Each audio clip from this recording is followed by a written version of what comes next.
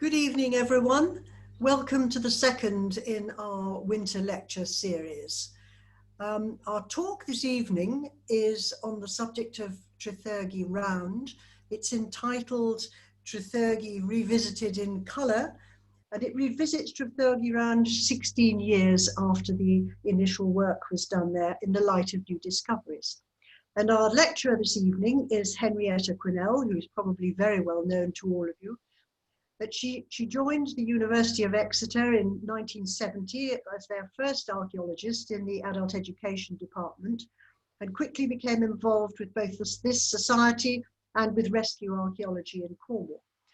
She was president of the CAS, and she served as a CAS trustee for nearly 50 years and is now a vice president. And she's become an expert on the pre-medieval archaeology of the Southwest. And the report on the excavation of Trethurgy Round in 1973, in advance of China clay working, has become a classic work on the Roman period in Cornwall. And we welcome her this evening very warmly. And over to you, Henrietta. Thank you. Okay. Thank you, Caroline, and good evening, everybody. It's a great pleasure to be talking to you tonight and to show Trethurgy in colour, possibly in addition in these COVID times, allowing us to revisit a summer excavation at which, looking back, the sun always seemed to shine. We see now a view of the site partway through the excavation, and this view serves two purposes. You can see in the background some China clay working. You can also see that the site is a hill slope site, which is typical of rounds or enclosed sites. This is the type of site to which Trethurgy belongs, and a type of site which belongs in the later Iron Age and Roman periods, and was obviously of some significance at that immediate time. The site, as you will see, has been very much ruined by ploughing, and the damage is variable. On the top of the slope, uphill, it's considerable, and downhill, the preservation is very much better. This slide, by contrast, does two things. It shows us the view in the other direction, looking down across St. Austell Bay. The site is about 3 miles from the sea, and you can see in the foreground the immediately cleared part of the surviving rampart, which was on the uphill side, as it had been immediately cleared off of the more recent field boundary into which it was incorporated. This again is a very vivid colour view, which gives you a good idea of the site and its position. And just to really take us back, this is a picture taken of a coffee break all those years ago. I only now know of the names of 3 people, so if anybody there happens to recognise a view and put a name to it, I'd be very pleased. But I thought, as 73 is nearly 50 years ago, it was worth showing you, as it gives you a feeling of how much the world has changed since then. The site, for various reasons, took a long time to come through to publication. The publication was financed by Cornwall County Council and the Historic Environment, and the publication is by them. And it finally came out in 2004 and was the result of input from very many individuals who I'm not going to thank individually tonight. It should be still available. Although this publication came out in 2004, most of the work which was put into it took place in the years around 2000, and therefore it's about 20 years now since I actually addressed in some detail the background to the Roman period for the site, because the site belongs entirely within the Roman period and in the immediately following early medieval period. In the last year, I've been looking in a good deal of detail at what we've learnt about these sites in the Roman period and other sites, and have been working on a reconsideration of these. I gave a lecture on these at Liscard last year, and I've reworked with the aid of George Scott, whose excellent map I'm showing, for a publication which is going to come out in the next Cornish Archaeology, which will flag up some of the changes which have taken place to our ideas about Cornwall in the Roman period and the place of rounds. This particular view shows Roman sites in red, Roman and Iron Age sites. The sites which would be known at the time I was working on Trethurgy are shown in black, and all the other sites are sites which have come through to our knowledge and have a recorded date either in the Iron Age or the Roman period. And you can see how substantial the amount of work has been, and that the picture has in general changed. However, in regards to rounds, because the Trethurgy, for which remains the only complete excavation, was really complicated and expensive to deal with. Generally speaking, rounds, once they've been located and identified within the development control process, have been managed so that they are not destroyed, and we only have fairly small scale excavations of rounds to consider subsequently. I'll come back briefly at the end of my talk to this paper, which is going to appear in your next CA. I'm not in this talk going to deal with the finds. There's a lot that can be said about the finds, but that really makes up another lecture. The finds cover the period from the 2nd to the 6th centuries AD, so the full Roman period to the early medieval period in Cornwall. There's very few coins, a reminder that coins were only really used for occasional purposes, possibly tax and high transactions. And we only had 9 or 10 of them altogether from Trethurgy. So we were dealing with a society with barter and exchange. A very wide range of other types of finds, some Samian, some Gabbroic pottery. I'm going to have to go back one, sorry about that. Some Gabbroic pottery and a piece of fineware. These are all counters which just demonstrate the different fabrics. And on the other side, some examples of post-Roman import amphorae and of slipware bowls. One thing to bear in mind was that in the work I did to present Trethurgy, I produced the suggestion that only about 1% of the artefacts used in the site's history were actually found in any shape or form. And we are only in a well-preserved and excavated site, having a very, very small sample of finds to work upon. As well as pottery, which is the standard basic, so there are lots of other things which I'm not going to talk about, but one of the notable things was the presence of glass. There's a surprising piece of window glass here, a piece of a Roman period bottle, and at the top here, a piece of glass, a glass bowl dish dating to around 600 AD. That's just a reminder of what finds there are. So I'm now going to go back to the site and its development of its study. The site was discovered by the amateur worker Peter Shepherd in the area of China clay working in the early 1970s, and he became aware as soon as he located it that it was likely to be damaged by the advancing China clay tip. On the right, we see a transcript, a tracing of the tithe map on which Peter had recognised the site, and he noted that the site was called Gears. You can see how clearly it stands out from the rectilinear fields in which it now is situated. And in the circuit which I'm putting my arrow around, the banks of the round were preserved underneath and taken into the present field boundary. On the other side, you can see the position of the round in its geography in the 1970s, and you can see the position of the China clay tip in 1973. Most of the pictures that you'll be seeing of the round will be taken from the east looking west, and the slope which you saw in the first slide goes uphill. We were looking at things from that direction. We were very fortunate that once the site was brought to the authorities' attention, the Department of the Environment decided to fund it fully in terms of excavating its interior. That took a very large excavation team of up to 70 people on some periods during the summer. And as I've said before, it remains the only complete excavation of a round interior.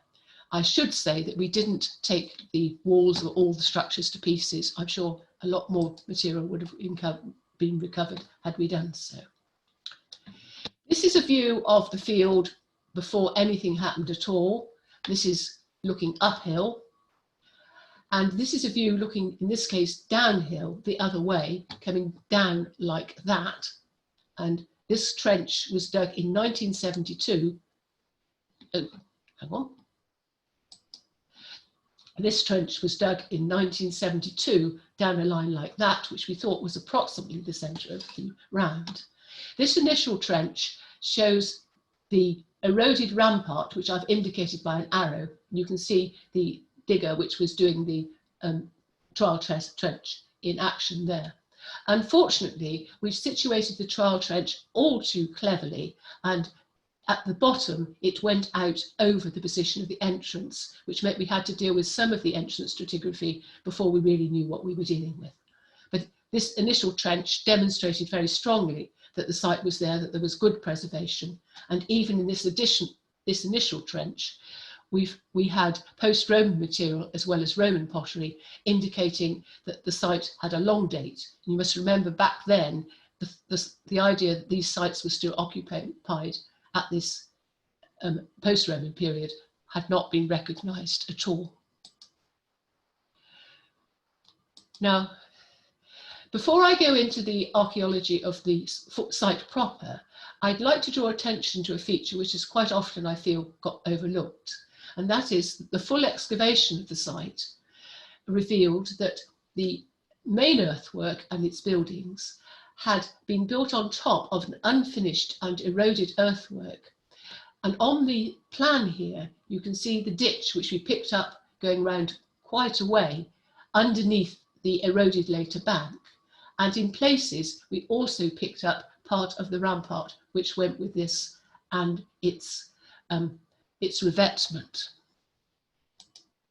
And this picture down here was taken looking at an area somewhere like that.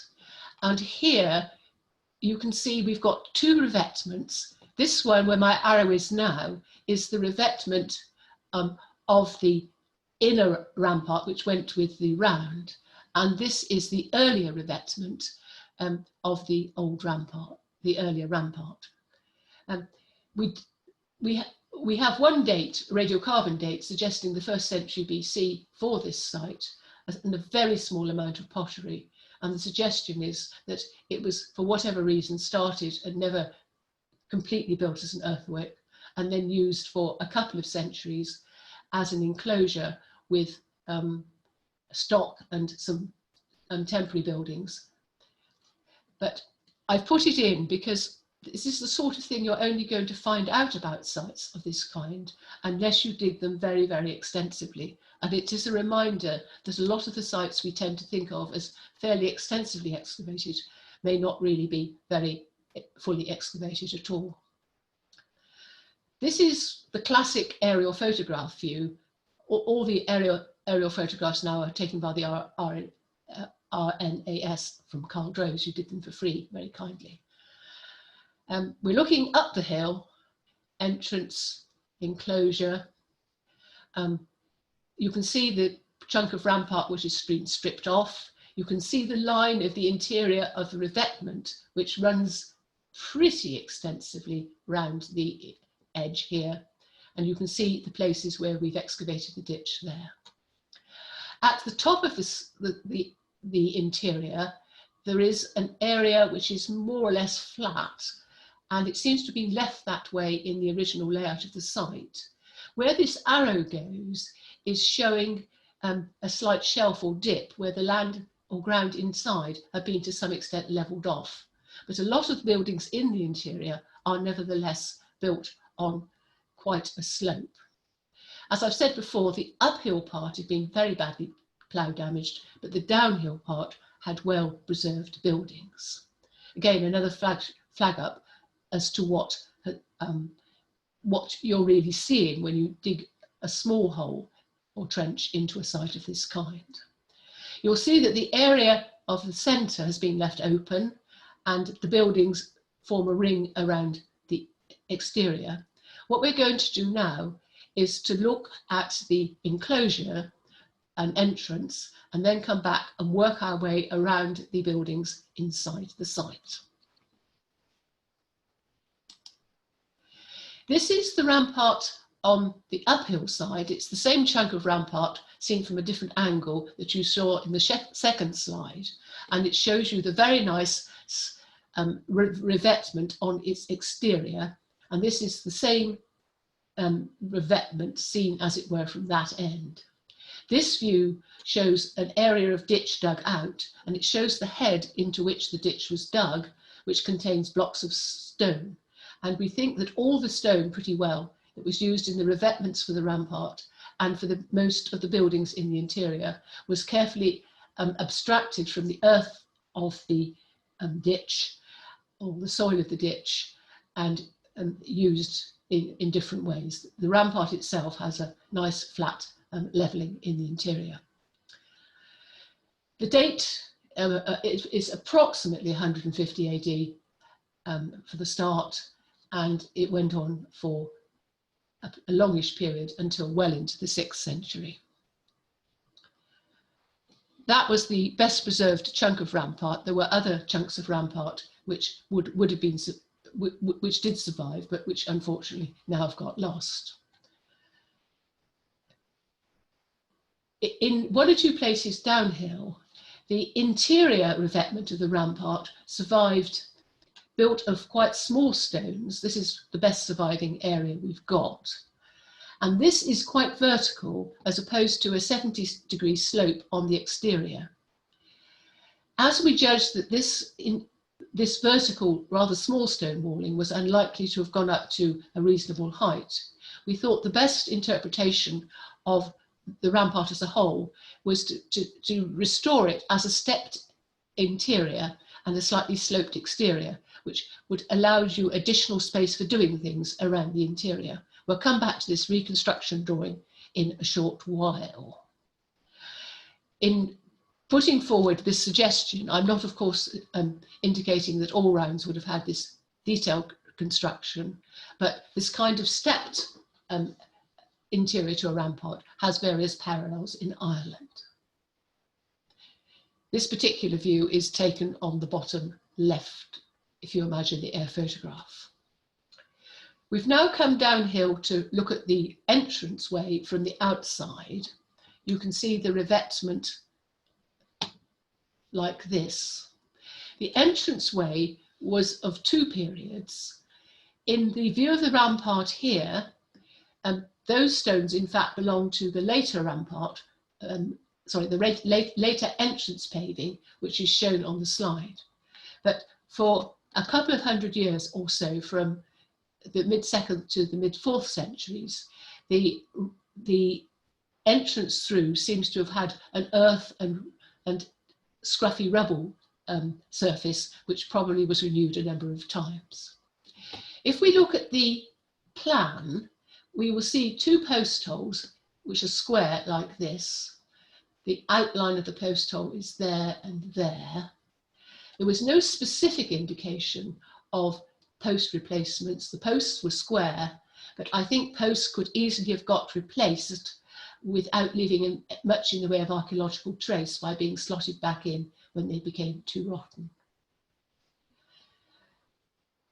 The site around the middle of the 4th century, possibly after something of a gap and a decline, had a substantial revamp, and the entrance was repaved with all this paving which is shown here and shown going out over the ditch.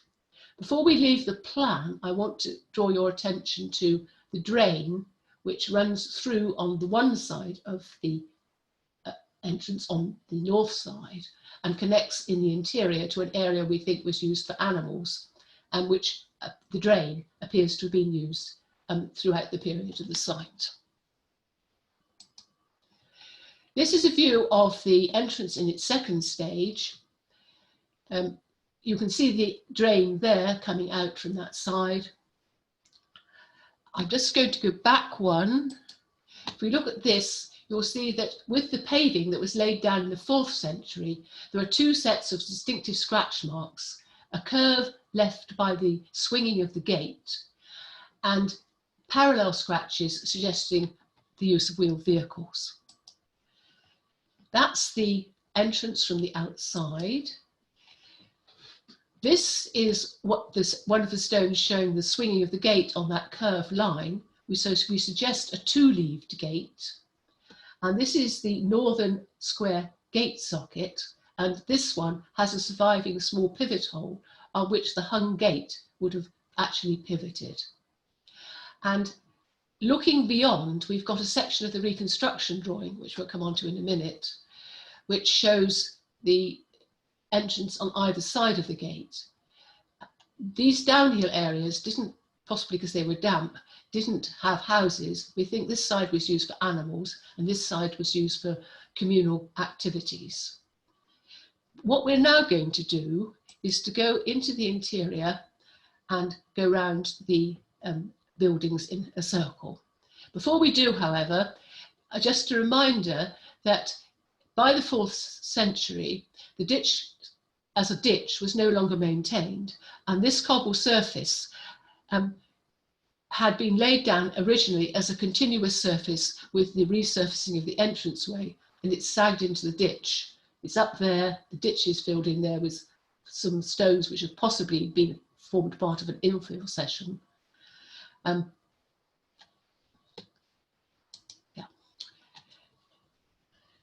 This is a view, 2 views in fact, of the interior, looking up across different areas. On the lower picture here, you've got areas of laid stone which are extensively worn and probably were used for outside craft surfaces.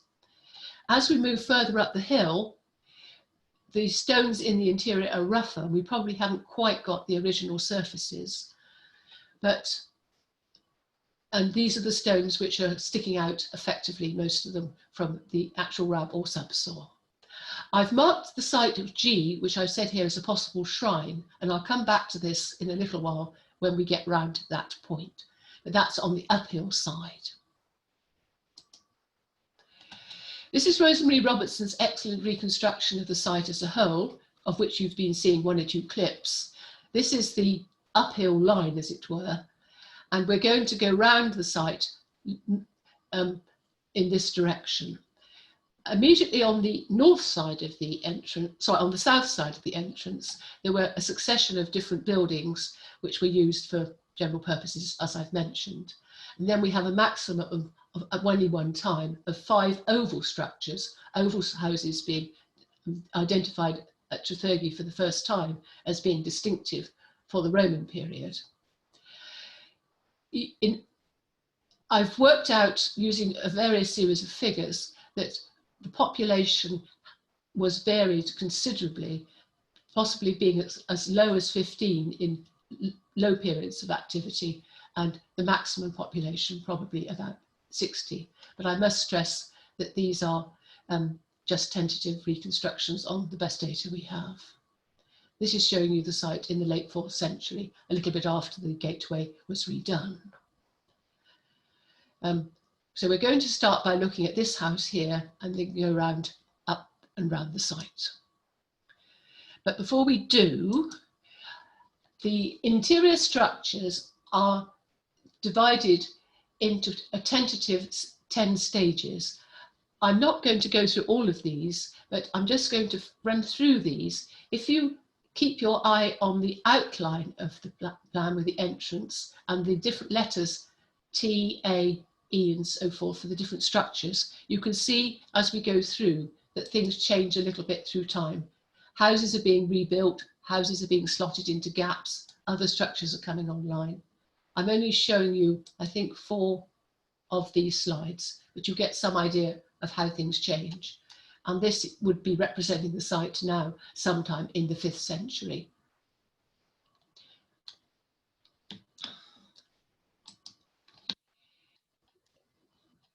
I've chosen the the slides I'm showing going around the interior, really, which are the best of each individual structure. It's too complicated to try and show you things which are contemporary because they all get very, very scruffy.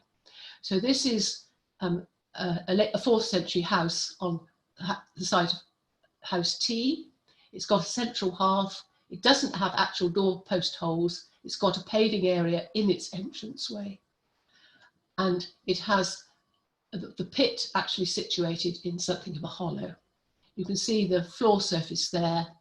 You can also see the outline of the earlier house showing rather tattily in the background there. And the House T was one which went on right the way through the site. Moving on now, we are up on the site of House A, and this view is taken, as it were, standing on the rampart, looking downhill. House T would be somewhere over there. And on this slide, you're seeing a composite of the successive stages of House A, of which the later stages are very, very scruffy. This is a plan seen from the other direction of the earlier house on House 1, with bits of walling here and here, a whole range of different post holes.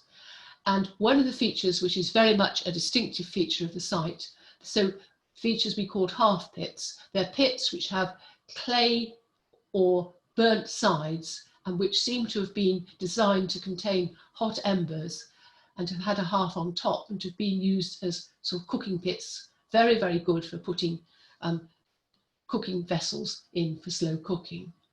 This particular hearth pit here is shown on the plan here, and it's the only context on the site which has good evidence for structured deposition.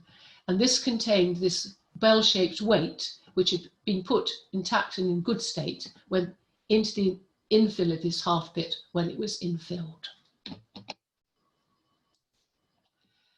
Moving along and going, I'll just go past. That was House A. I'm not talking about House D, which wasn't a very long use. We're moving on to site E now.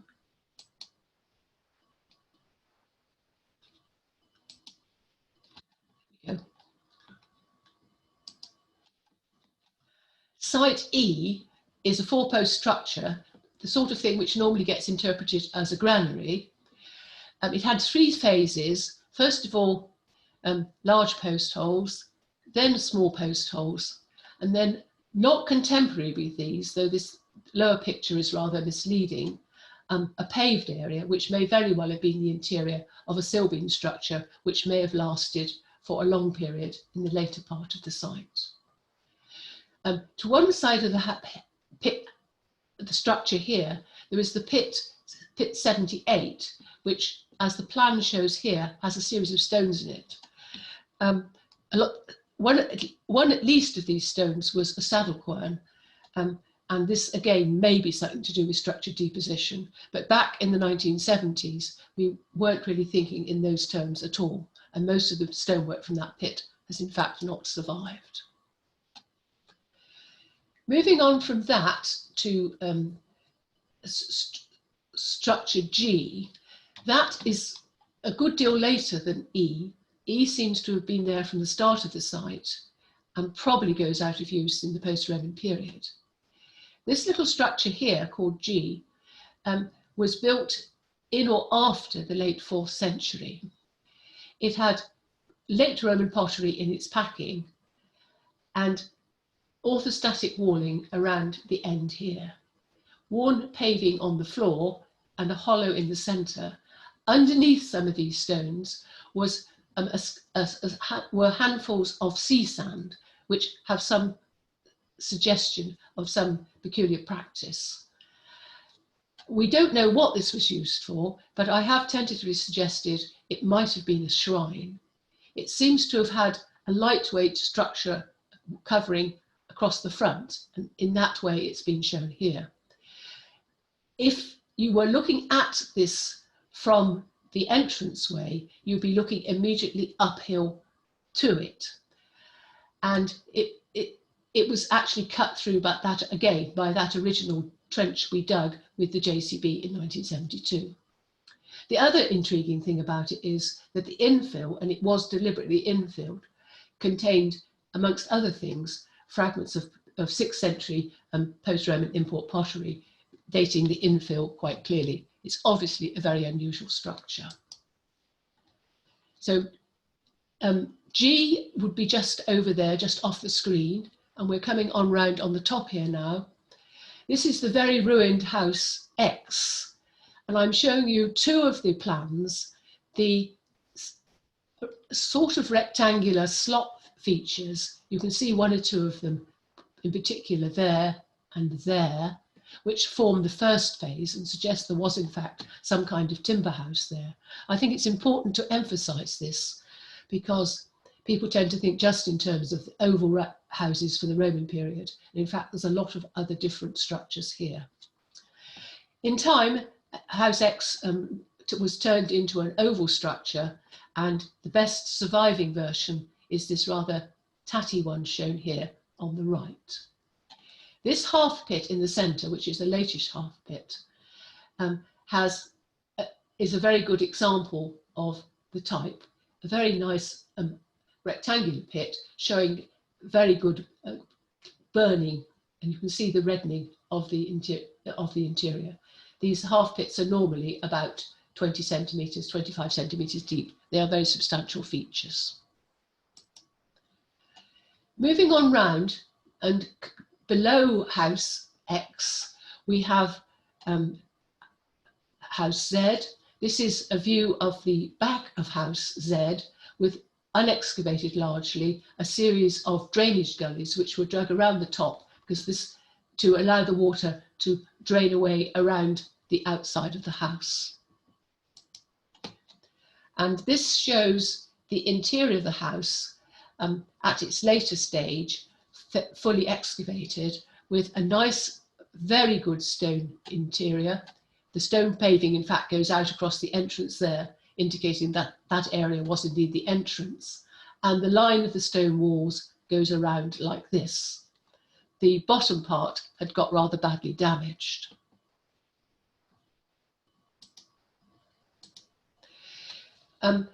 House Z, in its later phases, was used as a basis for a series of reconstruction drawings because it is a large house. It's something like 12 metres long and 6 metres wide, which is very substantial, and it has no interior post holes at all. The features in its interior are half pits, which are successive, and this house was in use for quite a long time. The reconstruction drawings are the work of Stuart Blaylock, and he was able to demonstrate from his knowledge of medieval roofing that it would be how a structure like this could have a roof. But if it all works like this, then we are dealing with extremely sophisticated carpentry of a good standard by later medieval workmanship. It's not in any way scruffy. And of course, it's these reconstructions which underpin the reconstructions of the oval houses in Rosemary Robertson's overall drawing. Then finally, we come down to structure U, which is just at the bottom of House Z, and that in fact was only in existence for a shortish period between 2 phases of House Z. In the bottom part of this area here, there was a very extensive midden demonstrated by this black soil, which was comminuted charcoal. This midden had accumulated somewhere in the late 4th century, either side probably of 400. And it contained about 1/3 of all the pottery found on the site, representing bits, very small abraded bits of some 200 vessels. That takes you back to my earlier comment suggesting that only a very small percentage of all the finds which were once in use on the site were found. I think, however, this midden tells us more because this midden is a kind of frozen episode we have to assume that sophisticated people living in this environment would have had their own ways of recycling their rubbish and indeed their night soil. And what we're seeing here is a pause where for some reason the removal of this valuable fertilizer material was left in situ and not taken away. And it's true to say for the whole of Roman period Cornwall that it's only where we get such midden dumps surviving, probably by some kind of deteriorating situation, that we get large assemblages of finds which really enable us to sort things out in terms of dating and associations. The other thing which the midden is well known for now is the find of a tin ingot, which was found in the upper edge of it area here, probably an incidental or advantageous find, which has nothing to do with the regular process of middening, where the eroded ingot, it originally would have had a flange right the way out here, which is broken off and would have been some 12 kilos in weight, had actually been secreted and not recovered. It is, of course, just possible the whole thing is some kind of structured deposition occurrence, but I'm not in a position to say more really about that. And finally, you can see on the top here, the outside of structure U. This is the small structure V, which slots in the area between that structure and the rampart. And this is the corner of the entranceway there. This structure, as we had evidence for it, completely laid over a surface which was continuous with the surface in the entranceway. And it's a late structure entirely within the 5th and 6th centuries.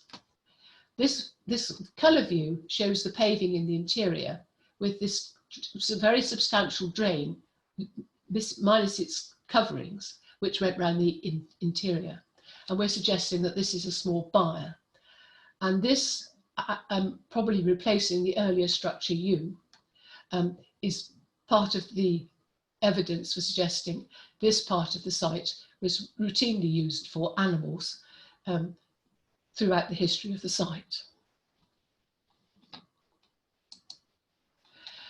We're going back now to an overall picture of the site. So we've looked at house T, A, the four-post structure E, the possible signs G, house X, house V, the midden byre U, and then the little structure V. We've seen it. We've seen all those as we've gone round.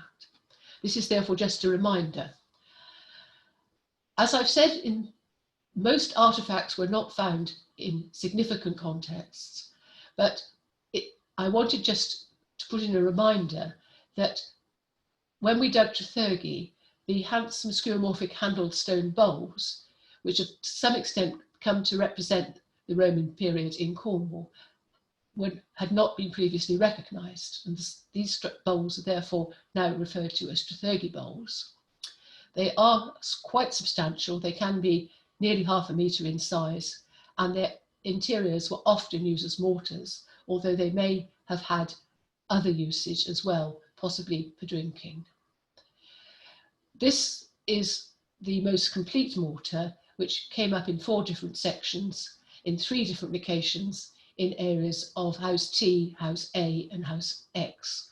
And that again leads one to think how much material has moved around the site.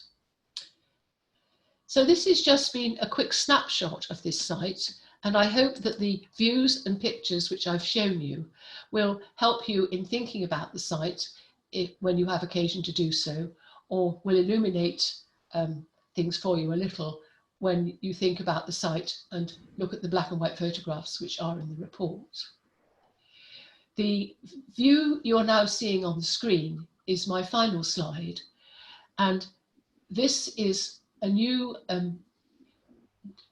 dateline map of all the excavated rounds of the Iron Age and the Roman period we now have in Cornwall, with each of the centuries from the, each of the centuries from the 6th century BC to the 6th century AD represented. Trethurgy here is shown from the middle 2nd to around the late 5th or early 6th. And on this drawing, the definite dates are shown solid red and the possibles are shown lighter.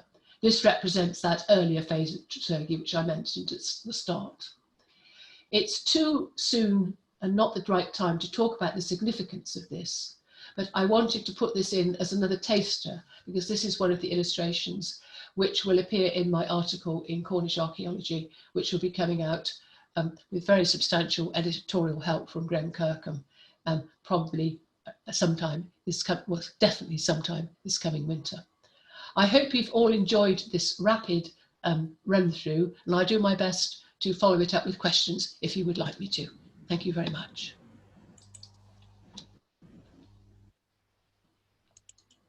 Thank you very much indeed, Henrietta. That was absolutely fascinating. I'm more than willing to pass on any questions that any members of the audience have. You can use the chat link, which you can see probably in the middle of the bottom of your screen that looks like a little speech bubble. You can either type a question in on that, or you can unmute yourself and actually ask questions in your own voice. So if anybody has anything to ask, either unmute yourself or write in the chat box.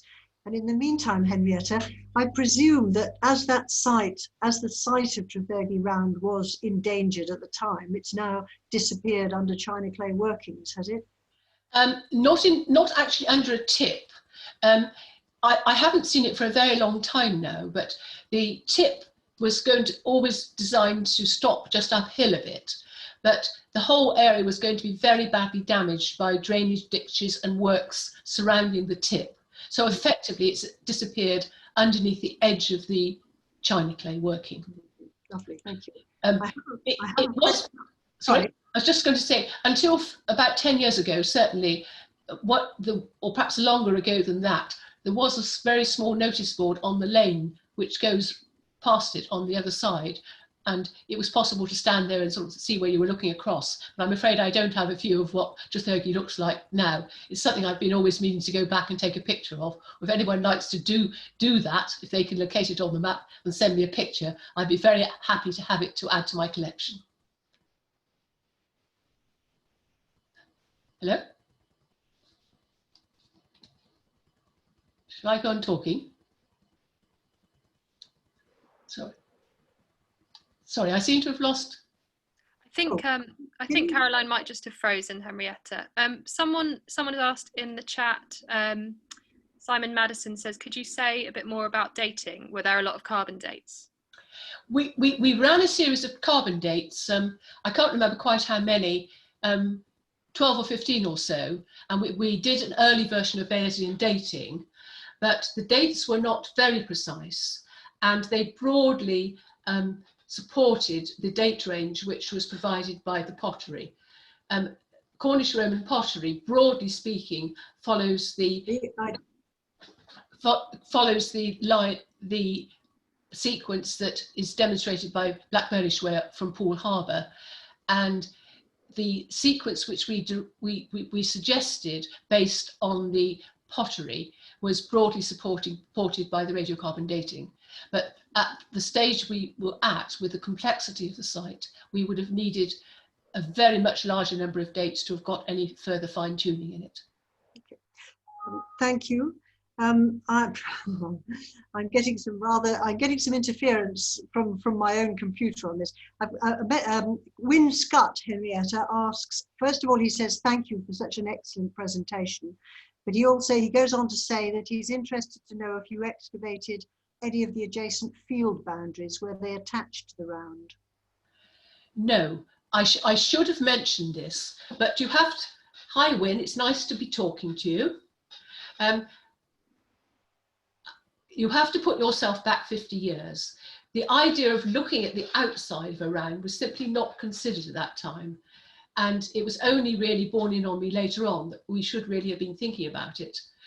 I find myself a bit, what shall I say, stymied about my approach, because I know when I was digging barrows at the very same time, I was very emphatic about digging a wide perimeter around the barrows to see what was going on outside them. But in fact, with the exception of the uphill bit where you saw the long chunk of rampart, we didn't really see the outside of the rampart at all. We saw a little tiny bit in one or two of the corners, but we didn't go in any case more than, I would say, about 5 meters beyond the outer edge of the ditch. And we certainly didn't investigate any of the junctions. In fact, as I think about it now, if I were to go back and look at the site, it might even be that some of those junctions are sort of, to some extent, surviving there. I don't know. But yes, I mean, this is one of the great weaknesses, because as will become very apparent when you have the chance to read my paper, the one thing that is one of the big things that has come out of the last 20 years' work is that rounds were not built in unoccupied landscapes. Things were built outside them. They were built in areas where there were already hut circles or house groups, that sort of thing. So, you know, it was an opportunity missed. But when you think that digging this site in 1973 of itself was really quite a breakthrough achievement, I don't feel too bad about what we managed to miss. Caroline has now disappeared completely. Yes, I'm sorry. Can people hear me? I can hear you absolutely fine, yes. Okay, that's okay. Well, don't worry about seeing me. No, my internet connection is wobbling, so the screen is telling me, but I can hear you. No, I don't want to change the color scheme to improve performance. No. Sorry, computer is giving me unwanted messages at the moment. Yeah. Well, could I ask anybody finally whether there are any more questions, or whether I can just thank Henrietta very much for her talk this evening? I think we're probably there, Henrietta. Thank you so much. It really has been very interesting, and I apologise for the blip at the end. I hope everybody managed to hear everything that you were saying. I'd just like to finish by reminding people of when the next lecture is. The next lecture is on the 12th of November, and the title is Innovations in Zena, which is the strap line is Optically Stimulated Luminescence Dating Shines a Light on the Early Origins of Bosigrand's Famous Fields. And the lecture will be given by Piet Herring and Sjoerdtje Verwoest. I do hope that I have pronounced her name correctly. I look forward very much to seeing everybody again then. And if anyone has any observations about the lecture or the way that we're running it, please let us have them. There are some more little remarks here, which I'm going to say, Henrietta, before we go. Simon Madison says, yes, he understands that pottery was very much the primary source of dating. Very many thanks for a very interesting thought. Linda Edivine says, thank you very much, Henrietta. Gillian Poznansky says, thank you very much. Absolutely fascinating. Andy Jones says, thank you for the excellent talk, Henrietta. And Graham Kirkham says, thank you, Henrietta. Great to see the site in colour. Oh. Thank you very much indeed, everybody, and look forward to seeing you next time. Thank you, Henrietta. Okay, thank you all. Good night. Good night. Good night.